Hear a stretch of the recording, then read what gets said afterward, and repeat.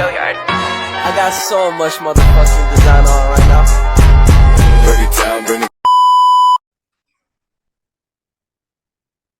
Assalamualaikum warahmatullahi wabarakatuh.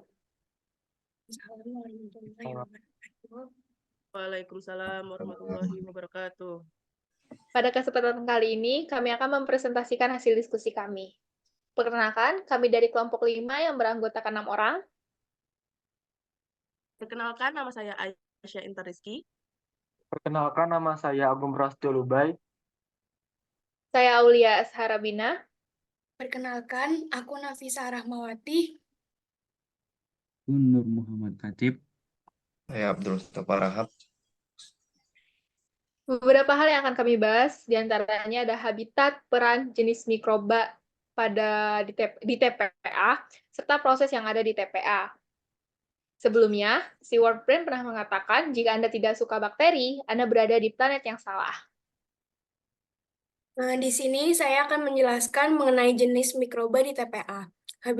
Habitat mikroorganisme di TPA, yaitu TPA merupakan tempat pembuangan sampah seperti limbah konsumsi manusia dan aktivitas manusia lainnya. Hal itu menjadikan TPA jadi sumber nutrien yang dibutuhkan oleh mikroba untuk berkembang biak. Dari beberapa jenis yang ada di TPA itu, contohnya itu ada genus Astrobacter, Achromobacter, Sarcina, Bacillus, Micrococcus, dan lain sebagainya. Beberapa genus lainnya seperti Agrobacterium, Archaligenis, dan juga dapat ditemukan di TPA. Nah, berikutnya itu adalah peran mikroba secara umum. Di mikroorganisme aerobik, yang pertama itu adalah proses nitrogenasi. Contohnya itu bakteri Rhizobium. Mikroba mengubah nitrogen gas di udara menjadi senyawa yang dapat digunakan oleh tanaman. Yang kedua itu dekomposisi sampah organik. Mikroba memecah bahan organik kompleks yang menjadi senyawa-senyawa yang lebih sederhana, sehingga menghasilkan nutrien yang dapat diserap oleh tanaman. Yang ketiga itu fermentasi aerobik. Beberapa mikroorganisme aerobik terlibat dalam fermentasi aerobik yang menghasilkan energi tanpa menggunakan oksigen sebagai aseptor akhir. Yang keempat itu pembentukan humus. Mikroba membantu dalam mengurai bahan organik dan menghasilkan humus, meningkatkan struktur tanah dan memberikan nutrisi bagi tanaman. Di mikroorganisme anaerobik, yang pertama itu pembentukan gas metana, contohnya Archaea metanogen. Mikroba berperan dalam menghasilkan gas metana sebagai hasil sampingan dari dekomposisi bahan organik dalam kondisi tanpa oksigen.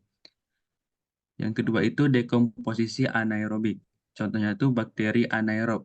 Mikroba berperan sebagai proses dekomposisi bahan organiknya tanpa keberadaan oksigen. Yang ketiga itu reduksi nitrat. Mikroba mengubah nitrat menjadi senyawa nitrogen yang lebih rendah, seperti nitrogen gas. Yang keempat itu biodegradasi senyawa. Mikroba membantu menguraikan senyawa-senyawa menjadi bentuk yang lebih sederhana.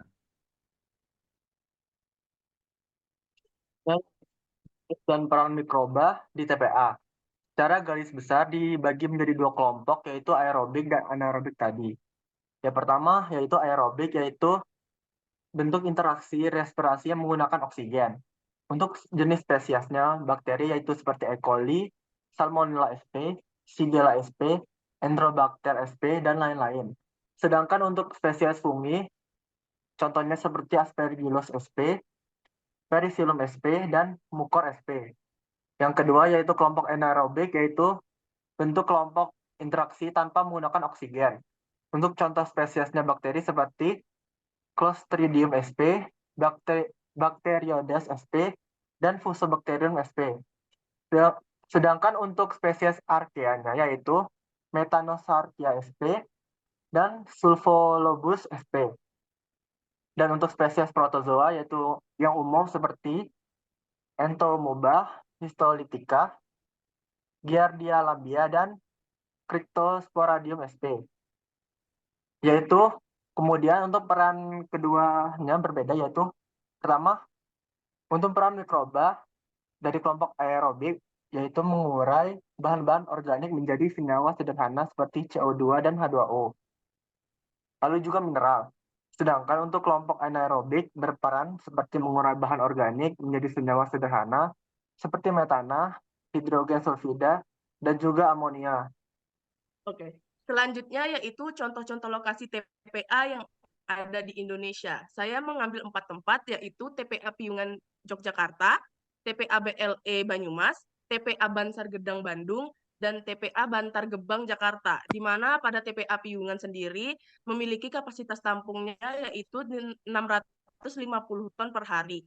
Di mana pada tahun 2023 kapasitas pada TPA Piungan telah melebihi batasnya, sehingga pemerintah setempat memilih untuk memutuskan menutup TPA Piungan pada tahun 2023.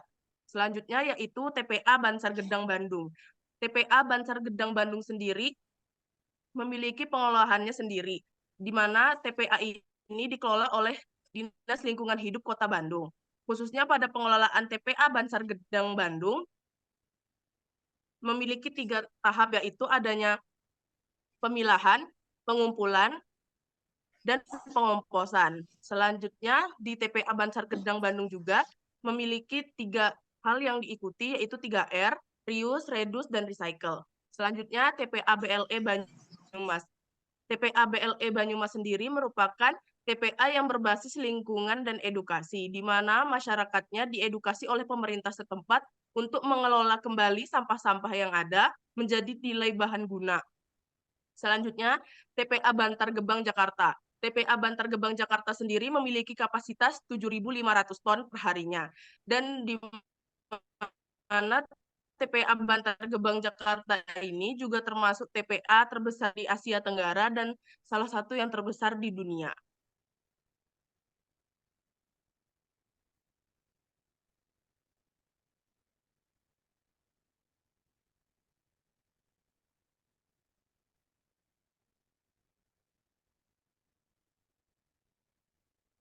Selanjutnya, metode pemrosesan akhir sampah, di mana pada metode pemrosesan akhir sampah ini terdapat metode trench dan ditch, di mana sebenarnya trench dan ditch ini yaitu metode pengomposan, adanya penggalian tanah pada kedalaman 2 meter hingga 3 meter, lalu sampah ditumpuk dengan tanah-tanah yang telah digali tersebut.